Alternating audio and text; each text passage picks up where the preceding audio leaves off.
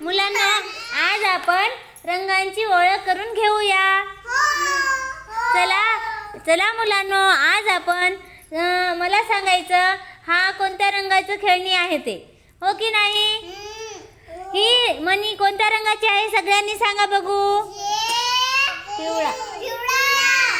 कोणत्या रंगाची मणी आहे हा? हे बरं, मग हे अननस कोणत्या रंगाचं आहे? खूप छान. ही केळी कोणत्या रंगाची आहे? खूप छान. मग हे पिवळ्या रंगाची सगळी वस्तू आहेत का? मग ही छडी कोणत्या रंगाची आहे? कारलं कोणत्या रंगाचं आहे? हे पेरू